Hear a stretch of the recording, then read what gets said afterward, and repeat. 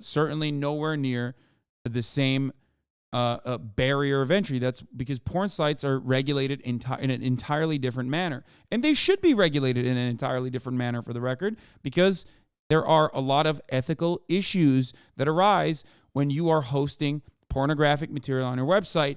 Look no further than the complications that Pornhub got into when they let shit fucking slide for many, many years, despite the fact that sex workers, porn stars themselves, routinely demanded Pornhub take action. Okay?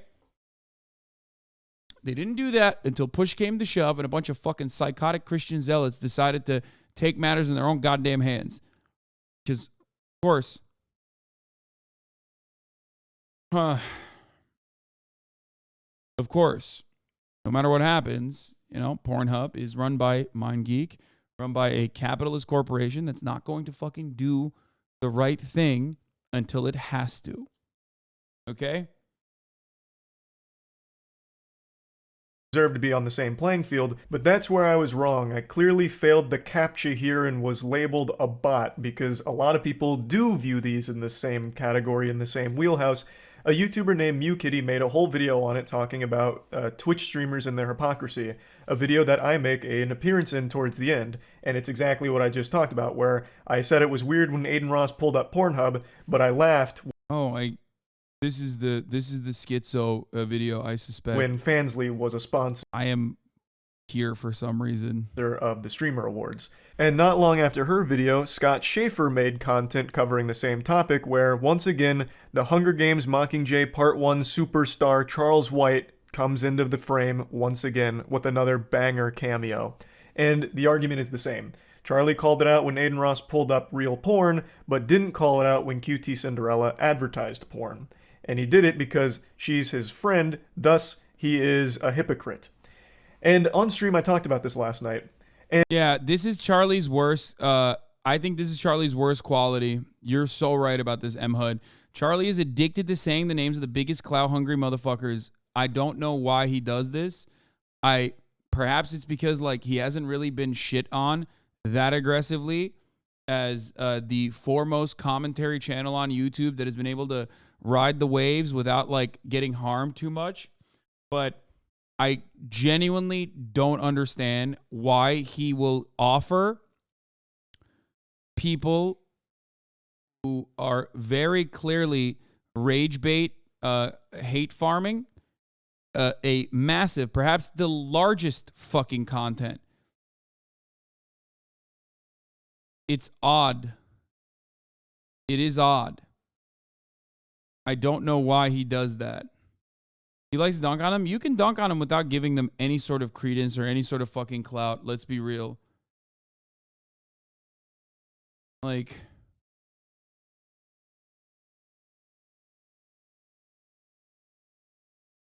It's really, really, especially because to be fair, a lot of clout chasers aren't as unhinged as the type of ones we've dealt with that have aggressive communities that will latch on to any comment about them and harass you for multiple years. True. Certainly true. But I do think that it's because Charlie hasn't upset those communities yet. One day he might. And then when that happens, he will probably learn the hard way not to do that ever again.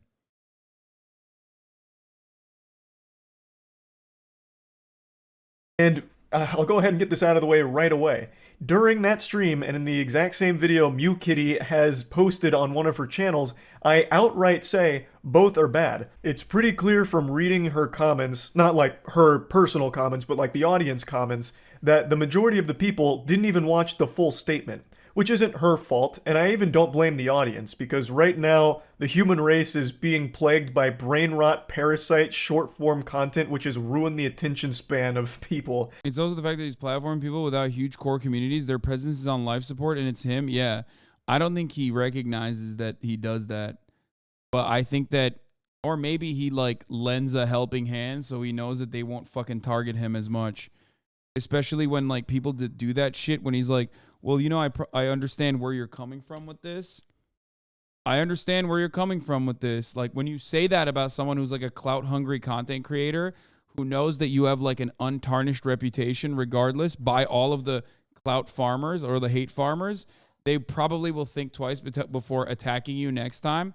So I assume that there's a tactical advantage on that end too. Like I don't think it's like you know, I don't think it's you know, as naive. And for people saying like just don't think he cares or all this shit, like I don't, you know, I don't think so. I think he does. I think he's like doing it tactically. There was another point that I was going to make and I'm not remembering. Oh, someone said, aren't all content creators clout perverts? Okay. Yes, they are. Another thing I routinely talk about is that there are two different types of networking on the internet, positive networking and negative networking. Okay. If you're going to think about it like clout or networking, one thing you can do is just like be an otherwise fun person to be around, be a social person, genuinely, you know, make content that people want to watch, make content that is like otherwise interesting, unique, different. Or there's the other route, which is farm hatred, target communities with pre-existing hater audiences, specifically so you can develop an audience of your own off of the backs of the haters that hate the other much larger content creator. You could say that I do the same thing for Ben Shapiro and Steven Crowder. There's obviously an additional reason. I ideologically am not aligned with the likes of Ben Shapiro and Steven Crowder. This is part of the reason why I criticize them regularly, because I think that what they're doing is bad, what they're doing is immoral, what they're doing is wrong. One might make the same argument about myself, but they rarely ever talk about what that is on real terms, in the same way that I can describe to you what is really, truly so awful about Ben Shapiro. Does that make sense? I can tell you exactly what's wrong about Ben Shapiro's worldview. I can tell you that about most right-wingers. Many people, when they talk about how bad I am, they might even say, I agree with him. I just think his vibes are shitty. And then you look at their YouTube channel and they've made like 100 videos. And, you know, 25 of them are of me. And those are the only ones that have gotten the highest amount of views. And they're oftentimes very, very... What? Don't have sex with a male streamer. If you're a streamer, you will be screwed. Deflecting. Stop deflecting.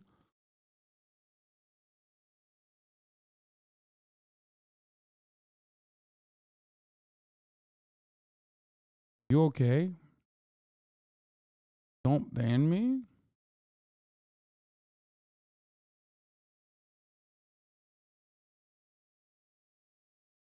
I don't even know what you're saying.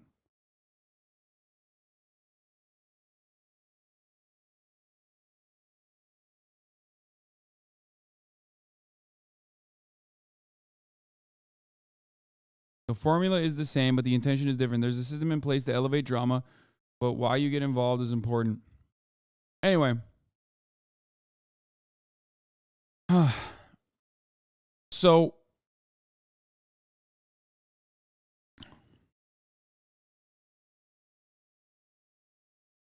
as I was stating,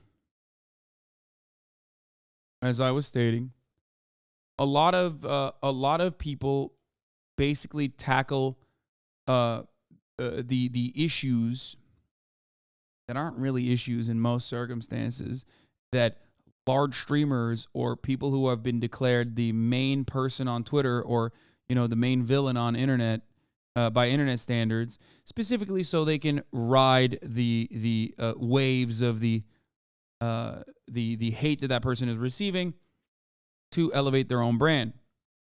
That's fine. I don't think that that is a successful way to build an audience for yourself, and plenty of people that do that are not doing a good job with it. There's a difference between you and CoffeeZilla. There's a difference between you and Danny Gonzalez. There's a difference between you and Cody Ko, even Ethan Klein, right? The people that you're picking and choosing to criticize and attack, you're not doing a good job with, because you're just going after the flavor of the month. You do not have an ideological reason for going after them. You're just doing it because other people are going after them for one reason or the other. Does that make sense? Your reason for attacking Crowder and Shapiro is a good one, though. You point out their bullshit and educators combating terrible shit. Yeah. And when Steven Crowder falls off or Steven Crowder does not have the same level of prominence, I stop talking about him. There are Nazis that I will refuse to talk about until it reaches a point where their platform is so elevated that I have to address it. The reason why I do that is because I care about who I am elevating. Does that make sense? Are we bashing on Charlie? No. I'm not bashing on Charlie. I am, however, criticizing him on this note. I don't like that he does this. And he does it all the time. And I think he does it for a specific reason. I think he does it so that those guys don't come after him and that he, they just don't give him the same headaches that they give to other people who they might have an ideological difference with. Charlie is a Nazi then? No, I never said that. You're being a fucking weirdo freak. Or at least a drama pervert. And trying to get me to be clipped out of context. I don't believe that at all. What the fuck is wrong with you? Anyway. So I don't necessarily find it shocking that they didn't watch all 10 minutes of what I was saying. But in that clip, I outright say both can be bad, but they are not the same to me. Thus, I disagree that it's hypocritical that I made statements about Aiden Ross and the porn thing being really weird, and I didn't make the exact same statements for QT Cinderella's Fansly sponsor. I'll go ahead and prove that it's there right now, real quick, before getting into why I think they're so different, but ultimately both are not a great thing to be advertising to an. How are you calling out drama posters but spent forever on a big news day engaging with fake Fansly outrage? Maybe because I spent the first 8 hours and 30 minutes of this 9-hour broadcast covering the big news of the day, and am now allocating the last 30 minutes of this broadcast to some drama that I guess I was involved in without even realizing, considering that this has like fucking 2.8 million views and I didn't even know about it. Do you think so? Do you think that's adequate, my lord? You give me $5 a month to avoid the top of the hour ad break. Obviously, you have all to say in what kind of content I create, right? What I choose to cover is up to you. I will do your bidding, my lord. I love having micromanagers who literally just give me $5 so they can avoid the ads at the top of the fucking hour. The ads are 3 minutes long. You can choose not to give me $5 and use different methods to avoid the ads at the top of the hour if you want. You can also, maybe even luckily, get gifted a sub.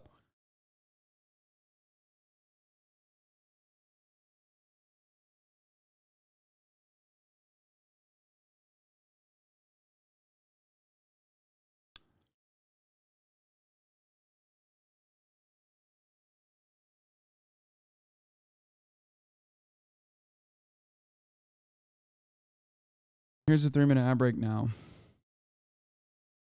Audience that is undoubtedly going to have children watching. Of course, advertising Fansly, OnlyFans, or anything in front of an audience that has younger children on it, it's always going to be not a great decision. It's one of those things, yeah. Now let's make like an egg and hard boil this subject real quick. So, the difference between Aiden Ross pulling up Pornhub and QT Cinderella bringing up a Fansly sponsor is very clear right off rip. If all of you in the classroom right now have your thinking caps on, you'll notice a huge difference. I was able to play the entire Fansly ad as it aired because they are all clothed. You are not getting immediate nudity or pornographic content. It is an advertisement for pornographic content going to the website, yes, but unlike Aiden Ross's moment with real Pornhub just being there, actual fucking full-blown porn, you got pussy, tits, everything all right there immediately. That is not what you got with the QT Cinderella Fansly sponsorship.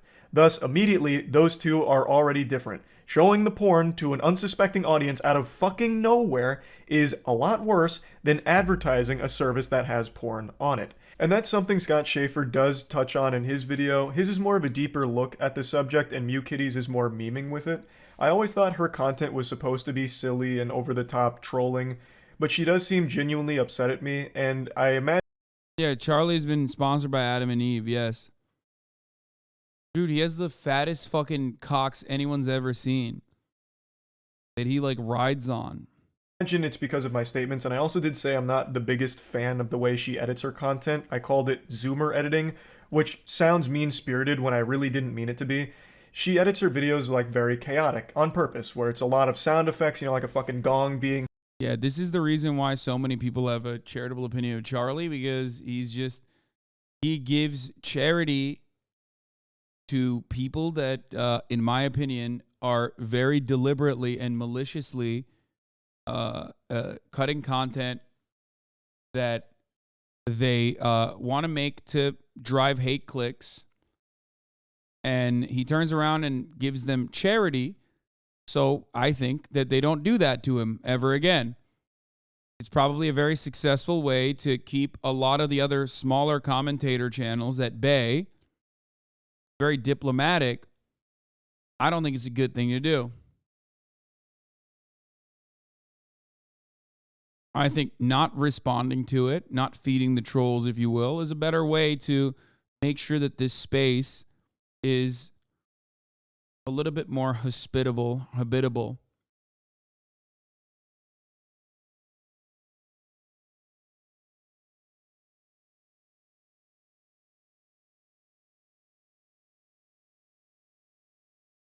But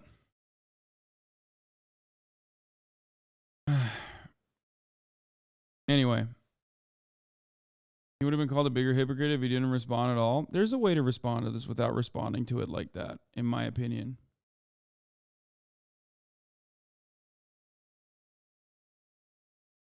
Like, this has turned into, I guess, legitimate conflict. I wasn't even familiar or aware of what the fuck was going on. You're wrong. This is why you have more haters. My friend, like, suckling on the teat of every single person that comes in and says unhinged shit against me and against others, my friends, against other content creators who I don't know but I think haven't done anything wrong, is going to create an incredibly toxic space. As a large content creator myself, you know, my goal is to not do that.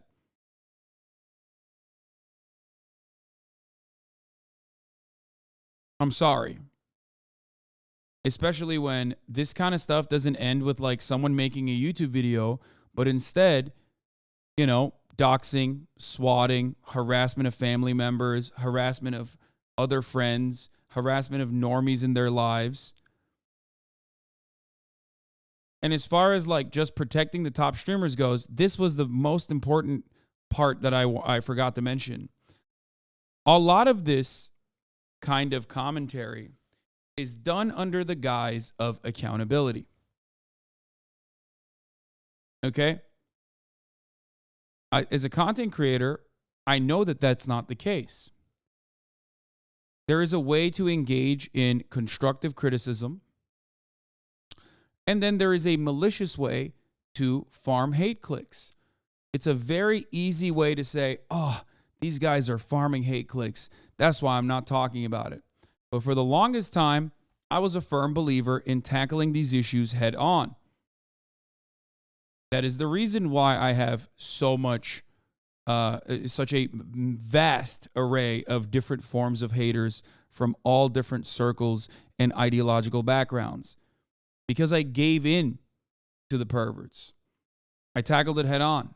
I tried to turn around and say, you're wrong. Here's what the truth is. And then I realized it's not about that at all. Every single time you tackle it head on, you're literally just engaging with people that aren't really interested in the truth at all. You're not.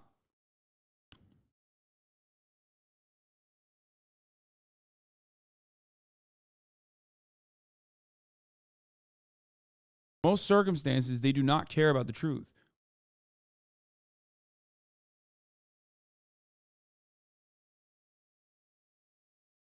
All you're doing is offering people a larger audience so they can create more content off of it. Because they just want drama and publicity. And I know that maybe even after speaking on these kinds of issues for as long as I have, I probably have less charitability for any kind of interlocutor because I have no capacity of viewing constructive criticism from that lens. And I'm sure that there are people out there that engage in good faith, constructive criticism. But as soon as I see it, I shut it off.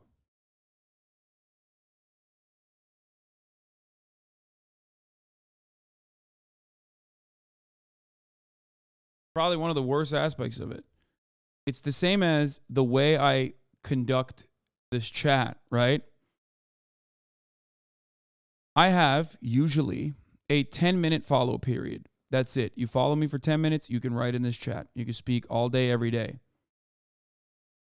A lot of people take advantage of that. I want to make sure that this is as democratic a process as possible. I want to make sure that there's no subscriber only paywall. I want you to be able to contribute to the conversation. I want you to be able to ask me questions.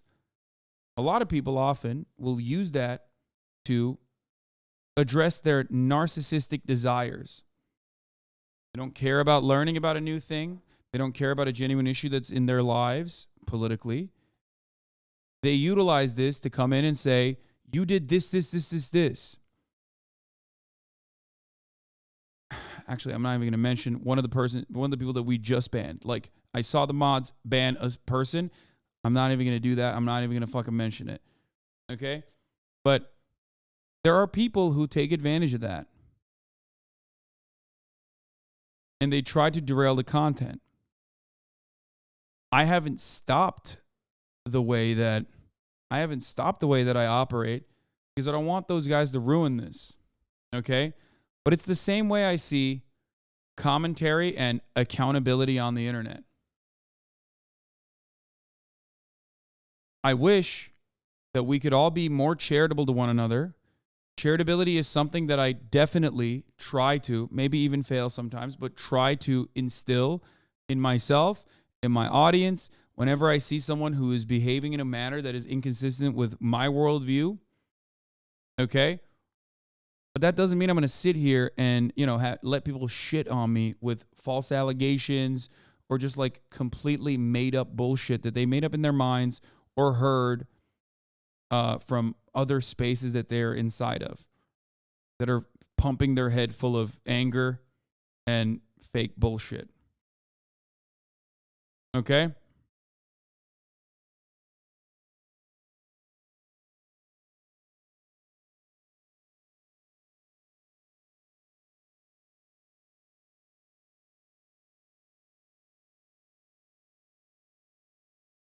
In a lot of circumstances, like I said, in the commentary space, there are plenty of wonderful people, awesome content creators. And then there are people who like to go after what they perceive as easy targets because other people are shitting on them. Sometimes those people are deserving of the criticism. In a lot of instances, those people might be deserving of the criticism. And then there are plenty of instances where they're not. I think that people, especially large content creators, should have a better moral compass on who they are lending credence and legitimacy to.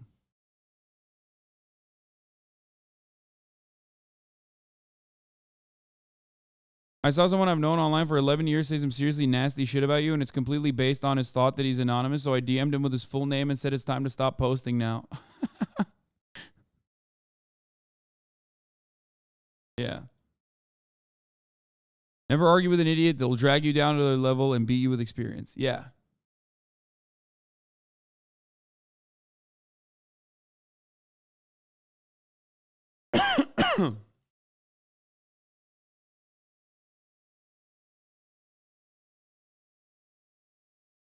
Hit pretty often, or like really loud blasting music pretty often, and that's just never been my cup of tea. But I never meant it as an insult on her honor. It's just not something that I'm personally a huge fan of, the same way that she doesn't like my content. I didn't mean it to be mean, and I apologize that it may have come across that way. I certainly didn't mean it to. But the whole point of me mentioning this right now is I do want to say that Scott Schaefer did also talk about the difference between playing porn versus advertising the Fansly. He did touch on that. Last night I made the comparison that the Fansly ad actually had more clothing on the people in it than what you would already find on Twitch right now in the hot tubs category, where it is bikinis and very Hans X the Donnie, think of the tank of the very subs. revealing clothing. And that is a category that Twitch itself advertises. If you go to Twitch when you're not logged in, a lot of the recommended channels are hot tub streams, so Twitch itself does peddle content that is clearly sexually charged. My point with this statement was to draw the immediate comparison that this Fansly advertisement wasn't immediately exposing young viewers to sexually explicit material, and it's even more easily accessible for them on Twitch already by just going to the category right next to the fucking Just Chatting one. That was the whole point of that. That's something XQC didn't quite understand, calling me wrong, saying that there's not a bleached butthole right away or something on hot tubs category, thus checkmate. Hits me with the scholar's mate. That wasn't my point. My point was the ad itself didn't contain any explicit imagery or anything highly sexual, at least nothing that was worse than what is already currently being advertised on Twitch in that category. And when you go to Fansly, there is still not immediately ass and titties in your face right away. Thus, I didn't think by scanning the QR code, people would immediately just be fucking blasted with porn all over the place like Charles Xavier jacking into Cerebro. So I viewed the advertisement very differently than a lot of people because even when you scan the QR code, you still don't immediately get porn. There's already a lot of degrees of separation and a lot of obstacles to go through, as opposed to Aiden Ross, which just pulled up porn as a jump scare during fucking stream, right? It to me, still is very different. I also was under the assumption that Fansly was only accessible to 18 plus after you verified your age. I don't use the platform. I thought you had to verify you were 18 plus in order to even get to the pornographic content. Thus, I thought it was even harder for children to have got porn out of that advertisement if they weren't of age. Not only would they have had to leave the platform to get it, they would then have to verify their age and make an account for it. I thought there was a lot of steps to it, making it very difficult for them. But according to some research now, it actually seems like Fansly is extremely easily accessible for anyone of any age. There's not a whole lot of security to it based on the things I've read, which is knowledge I didn't have last night.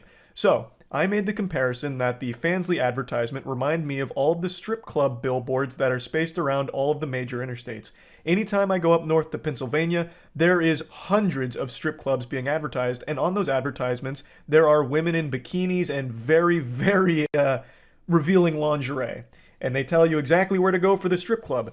Well, when you're driving through, there's a good chance a lot of those cars are going to have kids in it and see those advertisements. So I compared Fansly to a strip club billboard because, in principle, if Fansly worked the way I thought it did, where you had to be 18 years or older. This part is fair, I think. Like, it's on Fansly to make sure that there's accurate safeguards in who gets to access their content.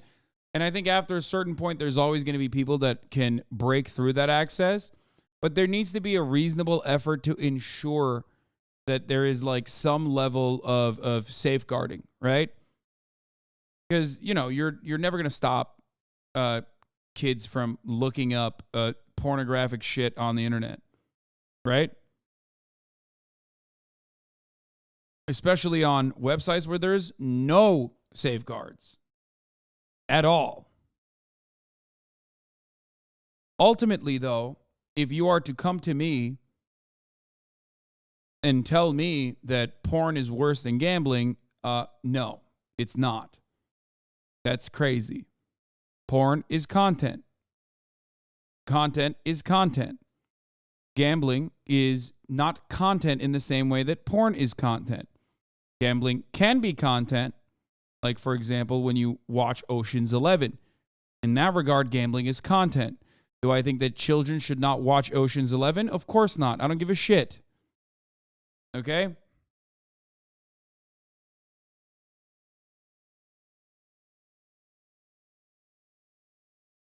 The idea that these two concepts could ever be brought together on a fucking video game website is mind-boggling to me. Why? It's mind-boggling to me because you know what else is content? Fucking video games.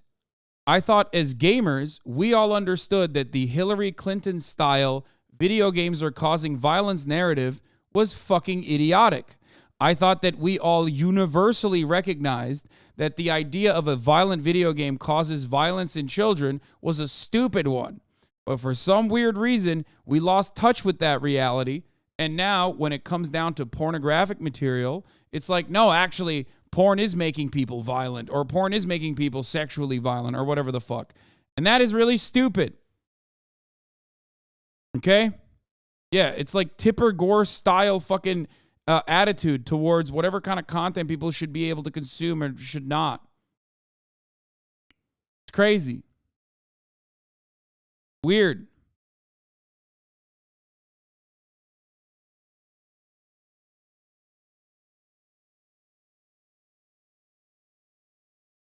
Older to enter, it's kind of like a strip club advertisement because a kid could see that but still couldn't access the content because the strip club would obviously turn them away. Ideally, assuming you're not going to some kind of fucking shady, corrupt strip club. And I thought Fansly was the same way. But apparently that's not the case, so that comparison doesn't work anymore. And I recognize that now. And I also made the comparison to the old GoDaddy commercials, which were highly sexualized content that was broadcast during like Super Bowl, during sporting events, where it was things like a girl with huge honkers, her straps like breaking off, and like she's in a courtroom and like judges going, oh boy. Dude, not even that. Fucking like Super Bowl commercials with like what's the fast food chain? Fuck, what is it? It's like a classic. Is it Hardee's or Carl's Jr.? Yeah. Like people have been using sex to sell. Sex sells is a huge, I mean, it's a cliche at this point. I don't understand.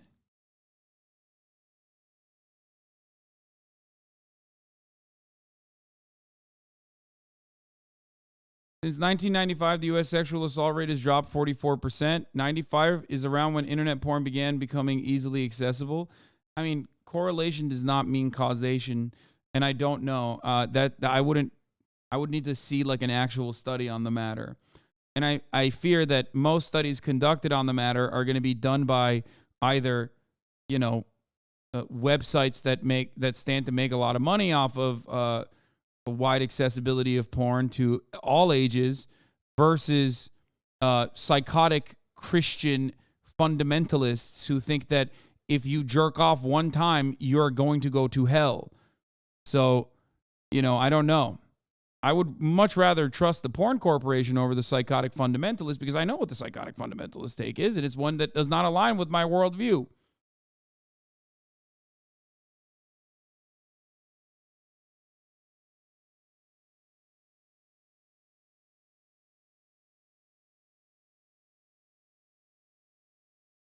Oh, this is what I was thinking of. Yeah, Kate Upton. God, I'm so old. This is a 2014. My point of reference was a 2014 Super Bowl commercial with Kate Upton. Like, that's how fucking old I am, dude.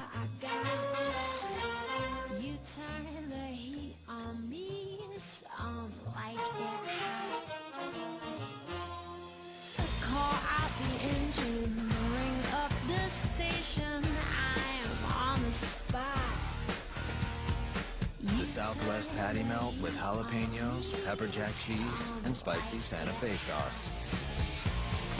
Now that's a woman. That's an E1 reference. Just got a whole lot hotter.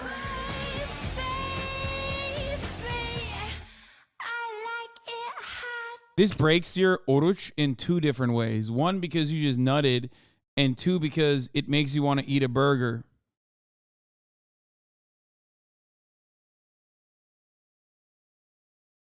Hoochie mama.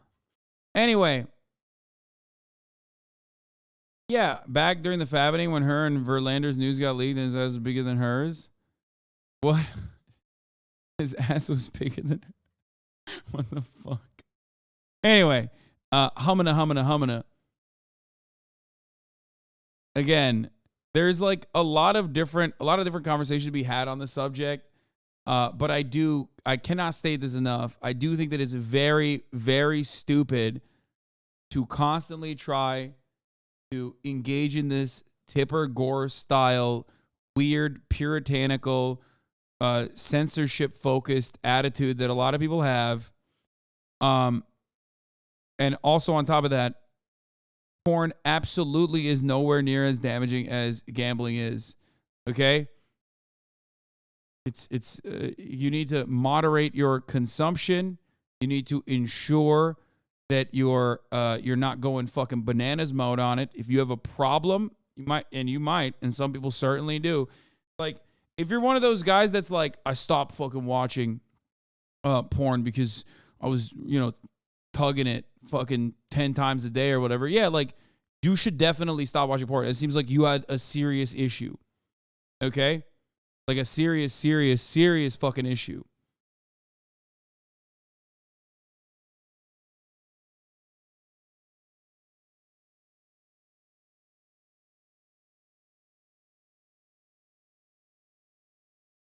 Almost always, the people that talk about, how damaging porn is are talking about their own personal fucking issues with porn. And they just turn around and make it everybody else's issue for some weird reason. It's like, bro, that's a you thing. Okay? Maybe you should calm down. It's probably good that you stopped jerking off, Anyway. Hubba, hubba. And then, like, she's trying to say something, and the other strap's, like, wiggling.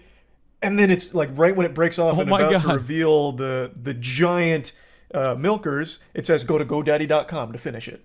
And I wasn't really making a big point out of that. I just wanted to point out that, man, it really does feel like the early 2000s again with a lot of the internet arguments we get into these days. It's shit we've had for years. History really does kind of repeat itself. Because I do still think that's a pretty fair comparison. That's fundamentally like the same thing. The argument back then was, think of the children. They were watching this sport, and then all of a sudden, sexual content advertisement. So that's all I was really saying. We don't need to minimize porn addiction to emphasize how gambling is worse. First of all,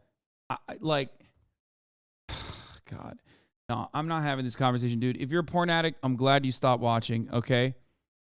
Like, I am not going to advocate for abolition of prohibition because people get addicted to alcohol, okay?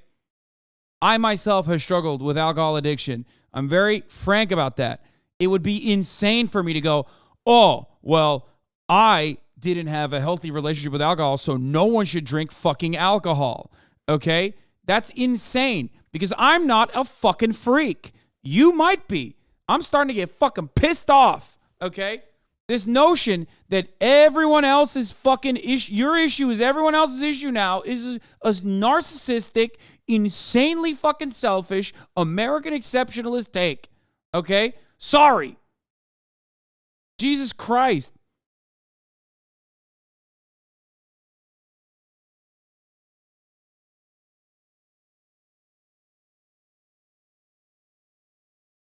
I had the same rant on a stream a few weeks ago when we were making a little porn addiction joke. Yeah, it's just like so weird. And also, look at who you are aligning yourself with. All of the fucking anti-porn weirdos are such unhinged fucking freaks, dude. You don't ever look at those guys and go, God damn, these are the guys I'm with? Like you're like with Aiden Ross and surprisingly Andrew Tate, even though he's a fucking grifter and literally was creating unconsensual pornographic material, allegedly, according to the Romanian court system, at least. Like, come on now.